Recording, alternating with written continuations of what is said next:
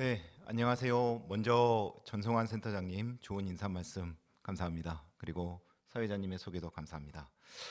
저는 한국생산성본부의 김경환 팀장입니다. 오늘 민간 자격 운영 사례 공유 발표.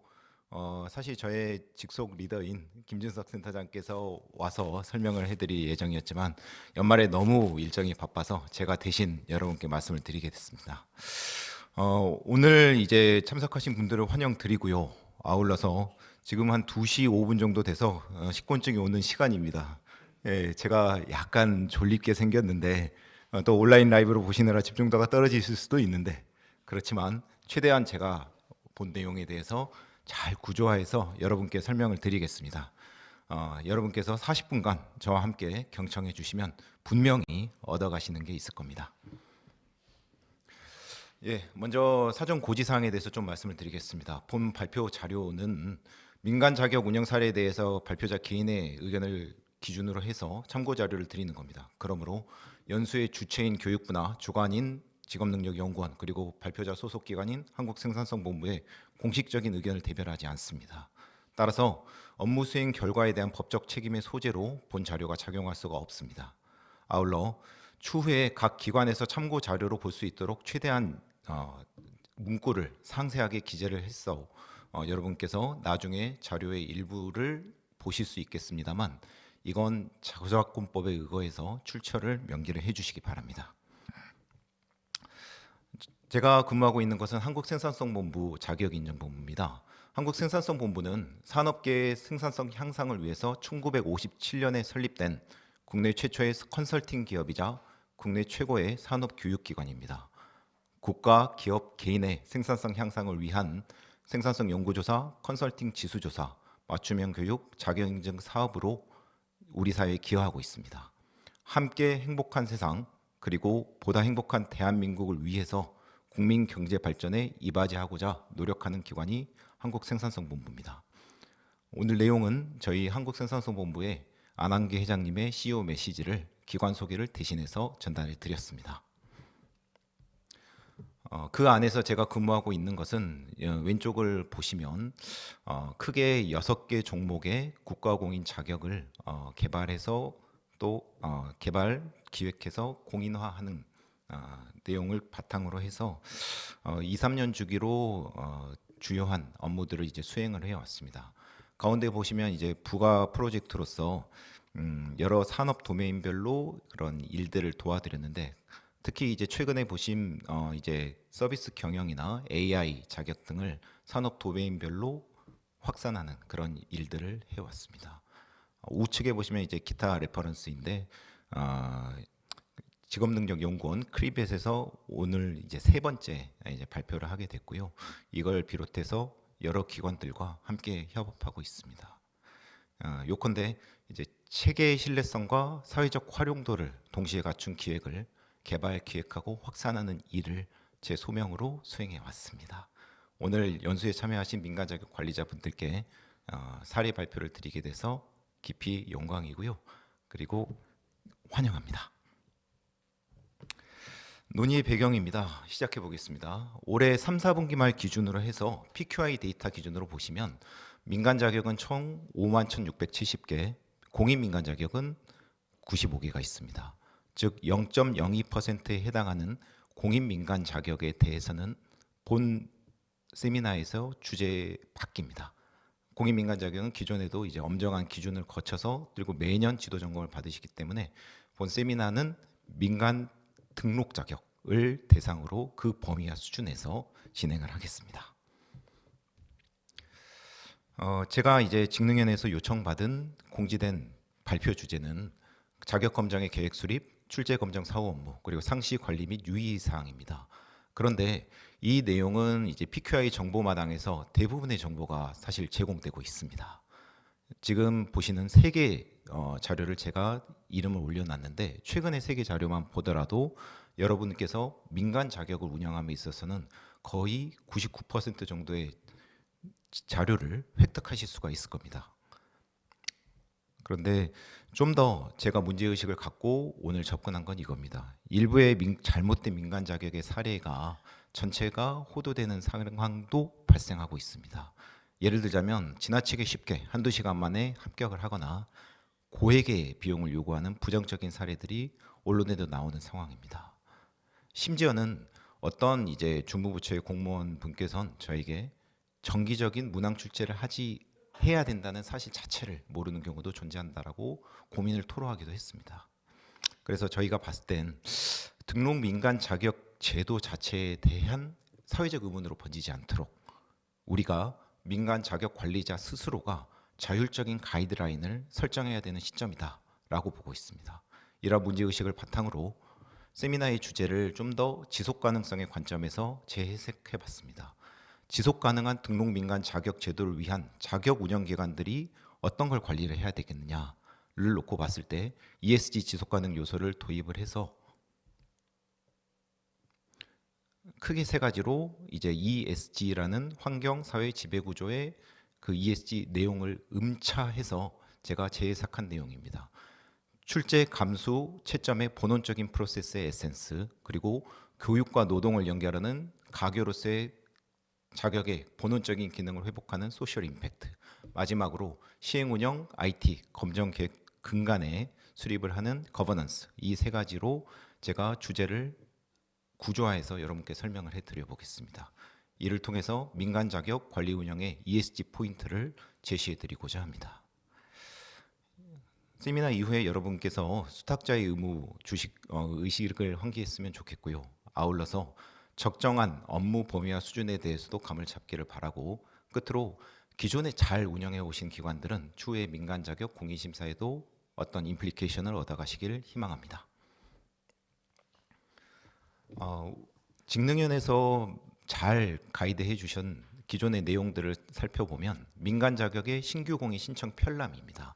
이거 크게 5개 대항목에 22개 세부 평가 항목으로 나눠져 있어서 220점으로 평가하는 게 지금 공인심사의 메커니즘이죠. 물론 이제 항목별 점수는 변동이 가능합니다. 이 내용들을 잘 지키는 건데 오늘 이 내용을 하나하나 뜯어보기에는 1시간이 아니라 하루가 걸려도 모자랄 겁니다. 그래서 아까 말씀드린 것처럼 크게 자격이 지켜야 할 5가지의 항목들 중에서 이 내용을 제가 3가지로 대변해 봤습니다.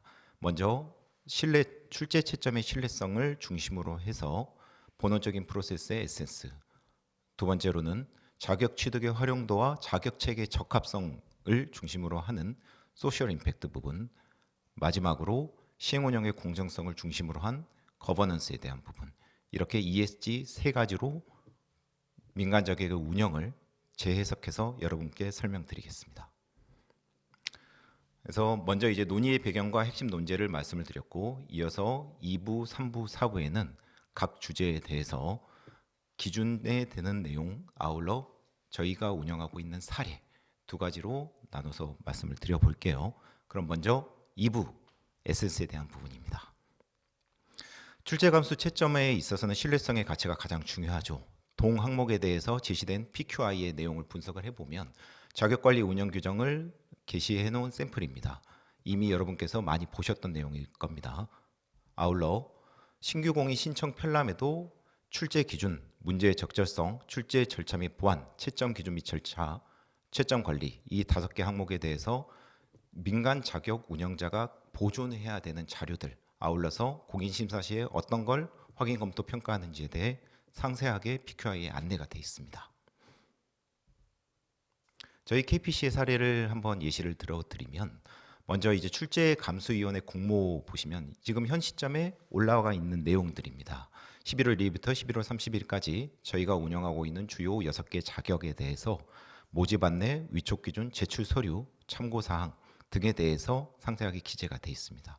이런 식으로 하반기에 보통 출제위원회를 공모해서 저희에게 지원을 받게 됩니다.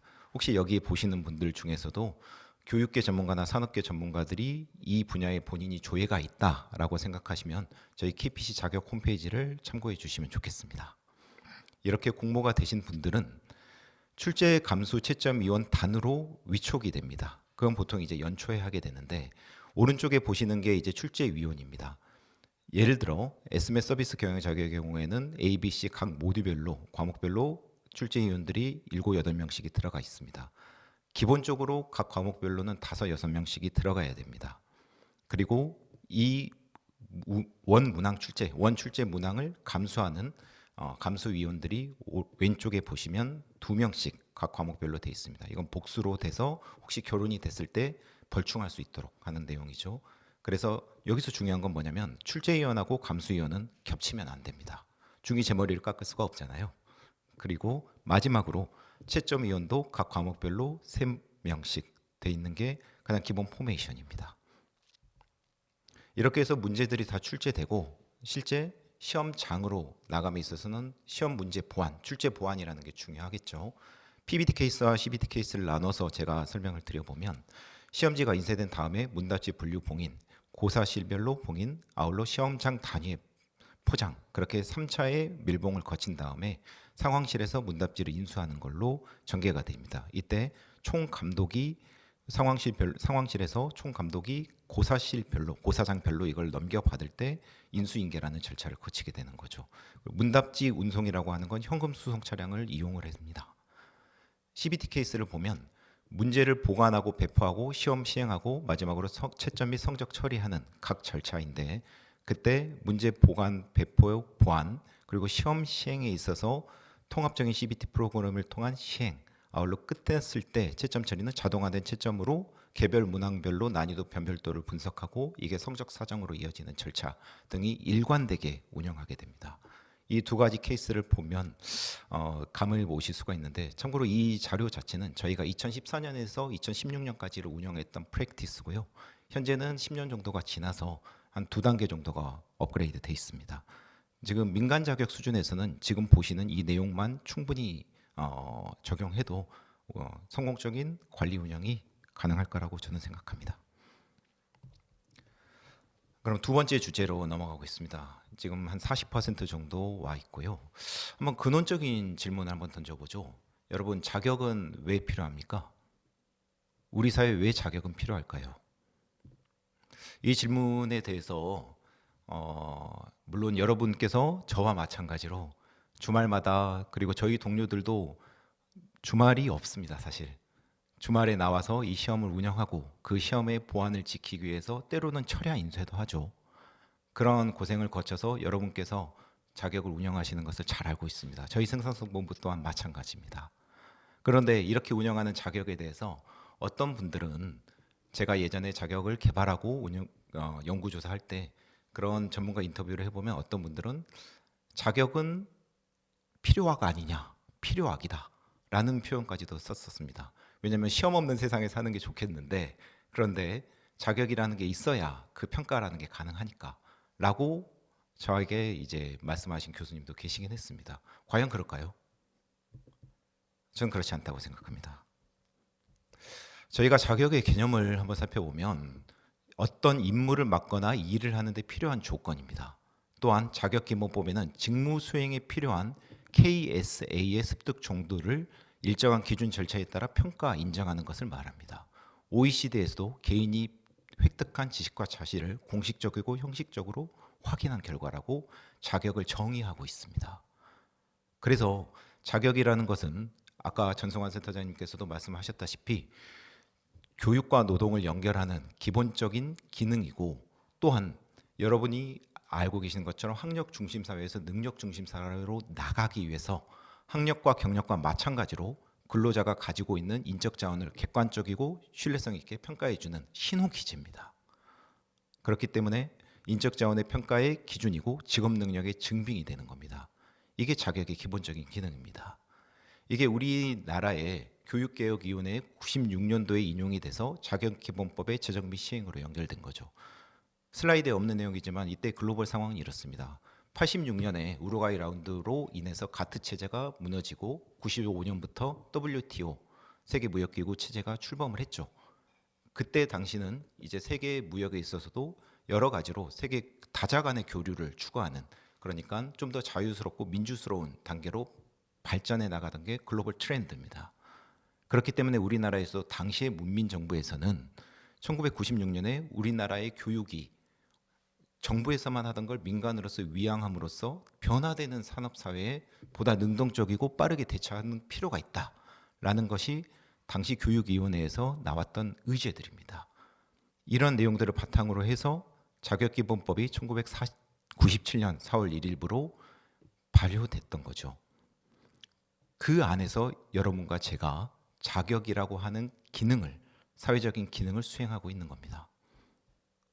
즉 자격은 기본적으로 산업과 사회에 필요한 효용이 있는 역량을, 즉 사회적인 활용도가 있는 역량을 추출해내서 그걸 적합하게, 지식과 기술과 소양을 적합하게 평가 체계를 하는 두 가지가 핵심입니다. 사회적 활용도와 체계의 적합성. 그 두 개가 자격의 가장 코어한 기능입니다. 그게 자격의 소셜 임팩트고, 여러분께서 또 제가 자격기본법을 만들었던 당시에 30년 전의 선배들에게서 물려받은 수탁자의 의무입니다. 그게 곧 자격을 통한 평생 직업교육을 지원함으로써 능력 중심 사회로 대한민국을 발전하게 나가게 하겠다라는 사회적인 합의가 있었던 겁니다. 그러면 이 안에서 제가 소셜 임팩트에 대해서 논의를 좀 더 심화해 보겠습니다. 자격의 활용, 사회적 활용에 대해 기준이 나와 있는 것은 자격 운영 기준에는 지금 보시는 것처럼 내용들이 있습니다. 이미 보셨을 내용입니다. 아울러 신규 공인 편람에는 검정 기준, 검정 방법, 검정 과목, 응시 자격, 그렇게 네 가지를 체계의 적절성 부분에서 다루고 있습니다. 동 내용을 어떻게 세부적인 직무 분석을 하느냐에 대해서는 직무 분석에 기반한 자격 체계의 적절성 확보가 자격 개발의 핵심이기 때문에 이 내용은 작년에 주인중 명예위원께서 발표하신 내용을 좀 더 참고하시면 될 겁니다. 사회적 활용도에 대한 부분에서는 운영 목적과 자격의 활용도에 대한 부분이 보존 자료와 확인 검토 평가 사항들이 잘 안내되어 있습니다. 그럼 이 중에 저희의 케이스를 한번 말씀을 드려보죠. 2012년부터 2014년까지 제가 자격을 기획해서 국가공인을 했던 SMS 서비스 경영 자격의 케이스입니다. 2014년 3월에 제출했었던 내용들은 왼쪽에 보시는 바와 같습니다. 기본적으로는 국가공인 신청서와 관리운영 규정을 제출하게 되는데 이것만으로는 안 되죠. 연구보고서에서는 자격 체계의 적절성에 대한 직무분석 연구보고서가 나와야 되고, 더불어서 활용사례 조사보고서에서는 사회적 활용도에 대해 규명할 수 있어야 됩니다. 이렇게 4개의 서류가 기본적으로 갖춰진 다음에 그 각각의 내용들이 적절하게 적법한 절차를 거쳐서 이루어졌다는 게 바인더 5부터 8까지의 내용들입니다. 이걸 기반으로 해서 진행하는데, 여기선 이제 코어한 직무분석 연구보고서에 대해서 좀 설명을 해보겠습니다. 오른쪽 보시면 직무분석 SME 전문가의 협의회를 구축했던 내용들입니다. 연구주무로 2명이 2년 정도를 했었고, 전문가 협의회로 교육계 전문가, 산업계 전문가 각 5명, 아울러 연구자문으로 4분 정도가 함께 하셨던, 이렇게 해서 SME를 구성을 하는 것부터가 자격설계 1단계입니다. 보고서 내용에 이제 머릿말 부분만 추출해 왔는데 2012년 5월부터 2014년 3월까지 총 6번의 SME 워크숍, 아울러 3번의 전문가 대상의 이제 설문, 그리고 인덱스 인터뷰 등을 거쳐서 했던 내용들이고요. 2012년 5월부터 12월까지 오른쪽에 내용이 있습니다. 먼저 선행돼야 될 것이 연구조사 및 시장 분석입니다.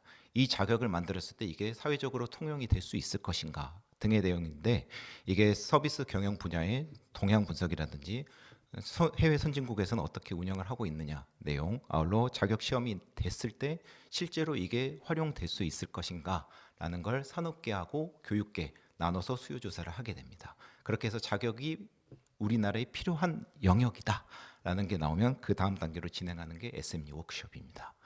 여기서는 이제 자격 체계의 적합성을 다루게 되는데, 전문가위원회를 할 때는 지금 보시는 것처럼 상당히 심층적으로 운영을 하면서 동시에 지금 13년 5월에 했던 사례 보시면 하늘색으로 되어 있는 글자입니다.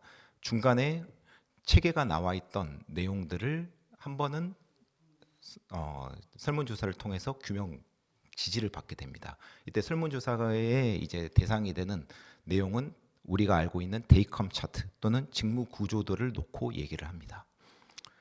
해서 이제 자격이 만들어지잖아요. 그러면 오른쪽 보시면 국가공인화 필요성 단계로 넘어가서 최소 1년에 3회 이상을 실시를 함으로 이게 운영이 됩니다.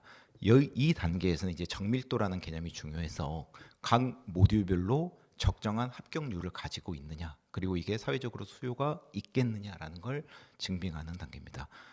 요컨대 우하단 내용 보시면 자격의 필요성에 대한 규명이 1번이고 2번은 체계의 적절성을 확보하는 것, 마지막으로 1년 3개월, 1년 3회 이상 최소 그 시험을 실시한 이후에 이게 어느 정도의 난이도 변별도가 확보돼 있다라는 게 나타나면 그 다음에 공인을 신청하는 게 정석입니다. 여기서 이제 좀 연구자들이 헷갈릴 수 있는 내용을 제가 팁으로 말씀을 드리면 정밀도와 정확도의 개념이 엄밀히 다릅니다. 우리가 어떤 타겟을 향해서 총을 쏘거나 화살을 쏜다고 생각했을 때 우리는 A1에서 B2로 이동을 해야 되죠. 그렇게 정확한 타겟에 맞춰야 됩니다. 시험도 마찬가지입니다. 그런데 여기서 A2로 갔다가 B2로 가는 게 있고 B1으로 갔다가 B2로 가는 게 있겠죠. 먼저 A2로 가는, 오른쪽으로 가는 그 내용을 정밀도라고 얘기를 합니다. 보통 이제 사격을 할 때는 먼저 정밀도를 맞추고 나서 그 다음에 탄착점을 형성한 다음에 이렇게 타겟을 바꾸게 되는데 여기서 시험에 대해서는 이 부분에 굉장히 천착을 합니다. 대개들.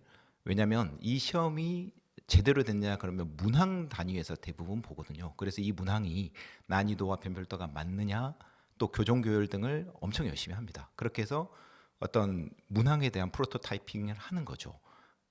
그건 정밀도의 개념입니다.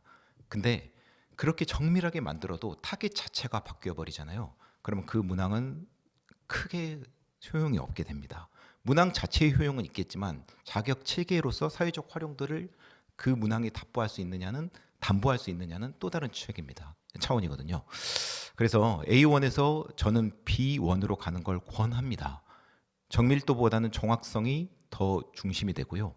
거기서 이제 논의가 되는 이슈들은 산업계 수요, 아울러 직무 분석, 그리고 데이컴 차트 등을 먼저 만들고 나서 그리고 체계가 잡힌 다음에 문항을 개발해야 됩니다. 문항 개발하고 나서 체계 개발하는 게 아니고 체계를 먼저 잡고 나서 문항을 개발하는 순서로 가야 투비로 좀 더 적합하게 갈 수 있습니다.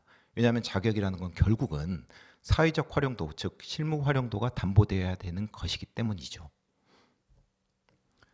또 다른 예시로 이제 사회적 활용도에 대한 부분은 저희 KPC 한국생산성본부가 국가의 생산성 향상을 위해서 설립된 목적 기관이기 때문에 사회적인 계층 간 정보 격차의 해소, 그걸 통해서 직무 능력을 향상하고 국가 생산 향상에 기여하겠다라는 그런 취지로 2007년부터 저희가 CSR 활동으로서 ITAP 경진대 IT on Productivity Contest라는 걸 운영하고 있습니다.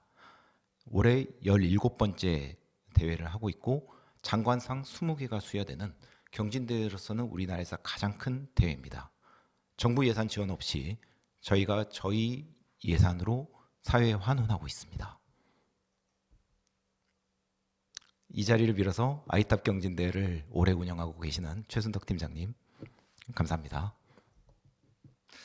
다음 어젠다로 넘어가 보죠. 이제 마지막 주제입니다. 거버넌스. 사실 가장 어려운 주제이기도 합니다. 검정 계획 수립, 시행 운영, IT 등에 대한 내용입니다. 출제 채점 감수 프로세스가 잘 운영되고 그리고 체계의 적절성이 확보된 자격을 만들었다 하더라도 이걸 운영할 수 있는 조직적인 역량이 뒷받침되지 않으면 이 자격은 실패합니다. 그렇기 때문에 과거 4세기의 성 아우구스투스는 짐을 덜어달라고 하기보다는 강한 어깨를 달라고 기도하라라고 후세에게 남겼는지도 모르겠습니다. 즉 강한 어깨와 허리를 갖는 그런 조직을 어떻게 만드느냐 하는 건 자격을 잘 만든 것과는 또 다른 차원의 얘기죠. 그 면에서 논의를 진행합니다. 시행 운영의 공정성에 대해서 자격 관리 운영 규정에 나와 있는 내용들은 보시는 바와 같습니다. 이에 대해서 민간 자격의 공인 심사 기준에는 자격 검정 계획 및 시행 절차, 시험 감독위원, 시험 문제 보완, 검정료 등을 자료와 평가 항목 등을 잘 적시해주고 있습니다. 저희 사례, KPC 사례를 한번 말씀을 드려볼게요. 거버넌스라고 하는 그 용어 자체는 업무 관리와 권한 행사의 체계입니다. 예를 들어 KPC 한국생산성본부는 산업발전법 32조에 의거해서 산업의 생산성 향상을 추진하기 위한 목적 법인으로 돼 있습니다. 그게 가장 최고의 거버넌스이고 그 다음은 저희가 만들어진 정관을 보면 4조의 사업 부분에 정보기술 자격을 포함한 자격의 운영, 아울러 24항에는 자격의 개발 시행 운영에 대한 것들이 나타나 있죠. 그리고 사교에는 4-16에 자격 사업의 운영 규정이 2001년 1월 이후로 제정이 돼서 운영하고 있습니다. 이 세 가지는 조직 위에 있는 내용입니다. 기관의 미션과 비전에 관련되어 있는 전략적인 부분이죠. 그런 다음에 자격 사업을 하겠다라는 게 나오면 검정관리위원회로 넘어갑니다. 검정관리위원회에서는 자격인증본부장이 각 자격별로 외부위원장과 공동위원장을 맡으면서 그러면서 연간 시험 일정 등 중요한 내용들 아울러서 각 자격별 관리 운영 규정의 재개정에 대해서 심의하는 기구입니다. 예를 들어서 오른쪽에 보시는 2024년 자격시험의 시행 일정은 현 시점에 배포가 돼 있습니다만 이건 2023년 9월 2일부로 검정관리위원회에서 승인됐던 내용입니다. 이렇게 검정관리위원회에서 큰 플래닝에 대한 것들이 나오고 나면 밑에 자격별 관리 운영 규정이 존재합니다. 각 자격별로 어떠한 내용들을 운영할 것인가에 대해서 세부적인 절차들을 규정하는 거죠. 그 휘하에 3개의 위원회를 저희는 운영합니다. 출제감수위원회, 채점성적위원회, 감독관리위원회가 각 자격별로 존재하고요. 더불어 세부 운영 매뉴얼이 듀티와 태스크 차원에서 나뉘어져 있습니다. 여기서 기획, 개발, 출제, 채점 등의 기능 업무에 대해서는 듀티의 차원이라고 볼 수가 있고 출제감수위원회의 운영이나 문항 취합 프로세스 등의 더 하위 업무는 태스크의 차원이라고 볼 수가 있겠죠. 이게 각 자격과 업무가 고배 형태로 나타나는 게 자격 운영의 절차일 겁니다. 요컨대 이 거버넌스라고 하는 것은 여러분이 자격 운영의 관리자로서 자기 마음대로 자격을 운영하지 못하도록 하는 데 목적이 있습니다. 이 자격 운영이 사회적으로 효용을 갖기 위해서는 이 거버넌스에 따라서 움직여야 되는 거죠. 그게 공정성의 첫 번째 단계입니다. 여기서 두 번째로 넘어갔을 때는 서비스 청사진의 설계가 필요합니다. 보통 자격에 대해서 대개는 공산품이라고 인식하는 경우들이 있는데 그렇지 않습니다. 공산품의 단계, 그 다음에 재화의 단계, 서비스의 단계, 아울러 고객 경험의 단계로 이 제품 자체가 진화하는 거죠. 이게 저희는 이제 수험자 경험이라고 EX라고 명명을 하고 있습니다. 이때 모든 것들을 고객 맞춤형으로 설계는 할 수는 없죠. 그렇지만 시험 단계에서는 분명히 공산품이지만 이게 운영되기 위한 각각의 업무 프로세스는 분명히 맞춤화된 그런 측면도 존재할 수가 있습니다. 예를 들어 보죠. 교육부의 직속 기관으로 5개가 있습니다. 5개 기관 중에 이제 국사편찬위원회하고 국립특수교육원은 저희 KPC하고 긴밀하게 일을 하고 있는데 이 중에 이제 국립특수교육원과 저희가 MOU를 하는 내용이고 이건 국립특수교육원에서도 오늘 자리를 빌어서 홍보해 달라고 요청했기 때문에 간단히만 말씀을 드려볼게요. 2주 뒤인 11월 29일에 저희가 이제 상호협력 협약을 체결을 합니다. 그 요지는 저희가 운영하고 있는 ITQ 정보기술 자격이 전 국민의 디지털 문해력 함양을 위해서 시행하고 있는 그런 공인민간 자격이기 때문에 국립특수교육원에서 어려운 학생들을 대상으로 하는 이 페스티벌을 15년째 운영을 하고 계셔서 그 평가 기준으로 ITQ를 저희가 제공한다라는 게 골자입니다. 장애 학생의 디지털 교육 지원과 디지털 문해력 함양을 통해서 결국은 이게 소외 계층을 보듬는 일이고 이게 전 국민적인 직업 능력 향상으로 연결이 되겠죠. 이런 취지에서 저희가 운영을 하고 있는 이 사례는 분명히 맞춤화된 겁니다. 이런 식으로 표준화와 맞춤화 사이에서의 적당한 엘로케이션이 필요한데 이때 이제 한 가지 더 팁을 드리면 분명히 이 라인이 3개가 있죠. 맨 앞에 있는 라인은 이제 상호작용선이고 그 다음은 고객의 가시선, 맨 아래쪽에 나와 있는 선이 내부적인 상호작용선입니다.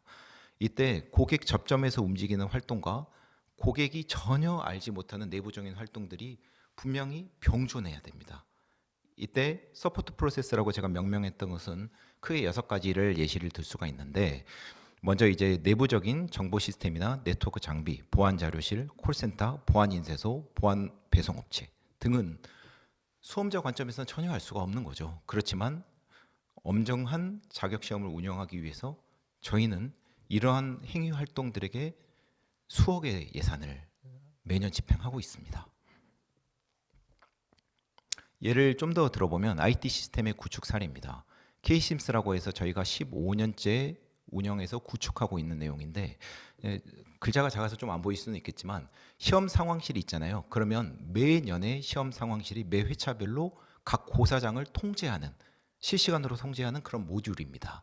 이 모듈을 한번 보시면은 약 200개 정도가 각 시험 날마다 200개 정도의 고사장이 각 시험 날마다 열리고, 그러면 수만 명이 한꺼번에 시험을 보는 것이 원격으로 통제되는 그런 내용들입니다. 그뿐만 아니라 저희 KPC 자격이 9개 국가공인 민간 자격을 통해서 총 누적으로 1,000만 명 정도가 응시를 하셨거든요. 그 분들이 언제 어디서라도 누적되어 있는 본인의 응시 이력이라든지 합격 내역 등을 조회할 수 있도록 돼야 합니다. 얼마나 많은 자원이 필요하겠습니까? 이런 IT 시스템들이 운영하고 있는 그런 내용들이고, 이 자리를 빌어서 제 앞자리에 있는 IT 전문가인 배우 팀장, 15년째 이 업무를 책임지고 있는데 감사합니다. 네, 이어서 화면을 바꿔주시겠어요? 발표자의 보는 화면이 슬라이드. 네, 좋습니다. 죄송합니다. 이어가겠습니다. 이어서 이제 시행 운영 공정성에 대한 부분의 예시입니다. 여기까지 이제 잘 운영해 왔으면 이제 조직적인 역량이 필요합니다. 저희 생산성 본부는 국가공인 민간 자격 9개 종목을 개발 및 주관하고 있고요. 이러한 역량들을 바탕으로 해서 한국사 능력 검정 시험이나 공인 회계사회 시험, 또 체육 지도자, 한국 수어 능력 시험, 맞춤형 화장품 조제 관리사 등을 하고 있습니다.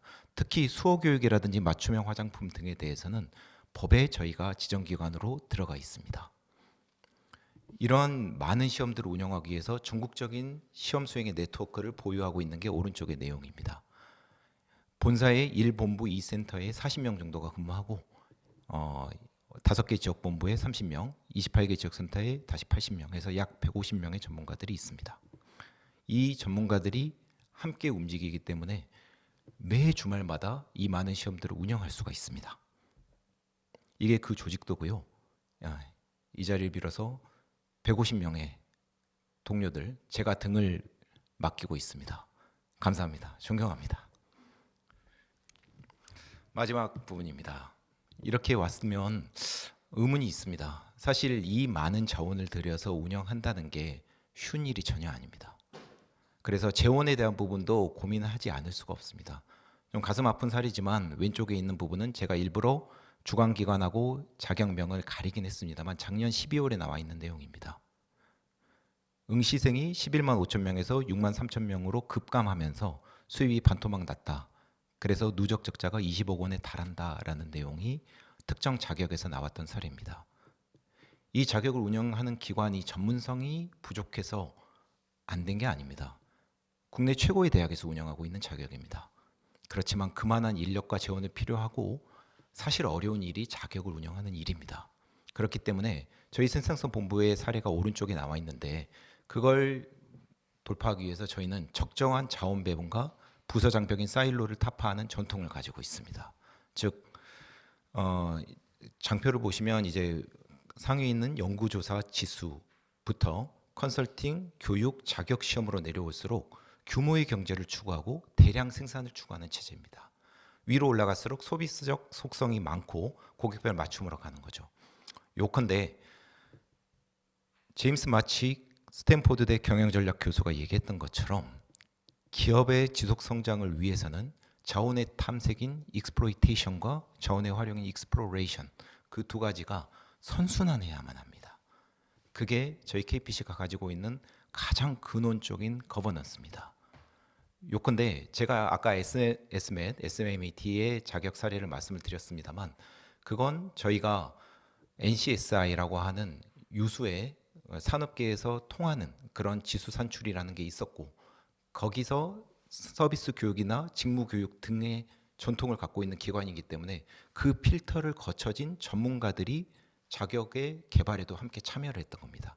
그런 자원의 선순환을 통해서만이 적정한 자원 배분이 이루어질 수가 있는 거죠. 사례로 한번 말씀을 드렸고요. 이제 마지막 이슈로 넘어왔습니다. 사회적 선순환에 대한 내용인데 이건 조금 어려운 얘기니까 혹시 이제 걸러 들으시면 될 겁니다. 왼쪽에 있는 내용은 자격검정센터에서 하고 있는 6개 주요 자격, 9개의 국가공인 자격 중에서 6개 주요 자격 그리고 핵심 역량들을 나타난 겁니다. 민간 자격의 국가공인 자격 개발 프로세스 그리고 말씀드렸던 IT 시스템 인프라 그리고 운영 반복론 등을 바탕으로 해서 누적 1,000만 명 이상이 응시를 하는 그런 자격 기관이 된 거죠. 이건 각 분야별로 어찌 보면 메모리 반도체를 공급하는 거하고 비슷합니다. 그런데 아까 이제 말씀드렸던 저희 KPC의 안한규 회장님께서는 취임 초기부터 지금까지 계속 강조하시는 게 이 내용입니다.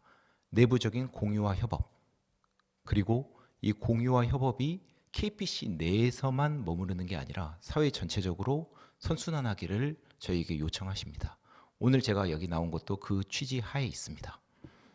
그래서 저희 KPC는 2가지의 사업을 더 하고 있는데 첫 번째는 외부 자격기관이 운영하고 있는 것을 저희가 일부 도와드리고 있습니다. 아까 자격기관의 사례에서도 보셨다시피 직접 이걸 다 하려면 수십억의 돈이 들어갑니다. 쉽지가 않습니다.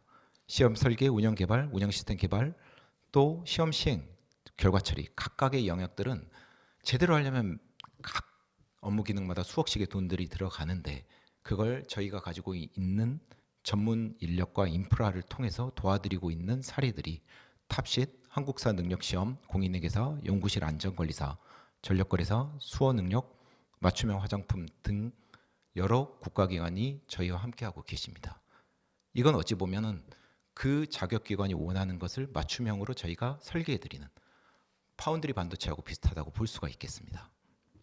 여기서 한 단계 더 넘어간 내용은 저희 KPC가 가지고 있는 지적 재산권을 바탕으로 해서 저희 자격을 외부에서 쓸 수 있도록 공유하는 그런 책인데 이건 이제 지금 보시는 분들 중에서도 대학 교수님들이 꽤 계실 텐데 한번 참고 사례로 보시면 좋을 것 같습니다. AI 도메인 자격이라고 해서 지금 우리나라가 나아갈 방향은 중에 하나는 각 주요 산업을 AI 기반으로 혁신하는 거죠. 근데 AI 자격이라는 것은 시험으로 평가할 수가 없는 영역이지 않겠습니까? 어떤 테스트만으로 AI를 할 수 있다? 그렇진 않죠. 그렇기 때문에 이건 민간 자격으로서 교육형 자격을 저희가 함께 만드는 것을 도와드립니다. 해서 자율주행차, 스마트 팩토리, 기능성 식품, 또 이모빌리티, 바이오, 자율운항 선박 등에 대해서 여러 링크 사업단들과 함께 공동으로 이 연구를 진행을 했습니다. 지난 3년간 AI 도메인별로 각 자격들을 만들어서 민간 자격으로 등록하고 그리고 그걸 교육과 교재로서 만들어 나가는 거죠. 그랬을 때 이제 업무 영역은 함께 공동으로 프로젝트를 진행을 하지만 교육과 교재에 대해서는 여러 교수님들이 책임지고 맡아서 하시고 저희는 그 전체적인 프로세스에 대한 퍼실리테이팅 역할을 하면서 끝에 시험에 대한 부분은 저희 KPC가 하는 그런 식으로 운영을 하고 있습니다. 이건 링크 3.0이 주창하고 있는 RCC 지역혁신이나 RCC 산업혁신과도 연결이 돼 있고 2025년에 나오게 될 라이즈 사업이라고 하는 것도 결국은 지역의 산업을 어떻게 혁신하느냐 그 혁신의 기반을 대학이 허브 역할을 해야 된다라는 것이 밝혀진 내용이기 때문에 여러분께 하나의 임플리케이션을 줄 수 있다고 생각을 합니다. 사회자님 시간이 괜찮습니까? 거의 알겠습니다. 그러면 3분 안에 마무리 짓겠습니다. 지금까지 저희는 민간 자격 운영 사례를 민간 자격 관리 운영 ESG 포인트로서 살펴봤습니다.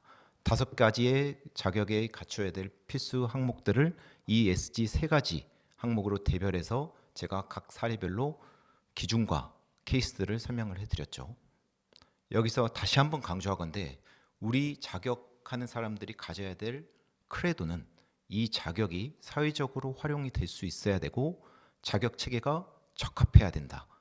그럼으로써 전 국민의 평생 직업 능력 향상을 지원하는 기제로서 교육과 노동을 연결할 수 있는 그 기능이 자격의 본령이다 라는 걸 다시 한번 강조드리고 싶습니다. 아울러 이 자격의 길에 사실 어렵죠. 자격 운영한다는 것이 그 어려운 자격의 길에 함께 하고 계시는 여러 민간 자격 관리 운영자 분들, 저하고 함께 같은 길을 걷는 벗들, 이걸 불교에서는 도반이라고 합니다. 지금 이 방송을 보고 계시는 많은 도반 분들, 경청해 주셔서 감사합니다. 고맙습니다.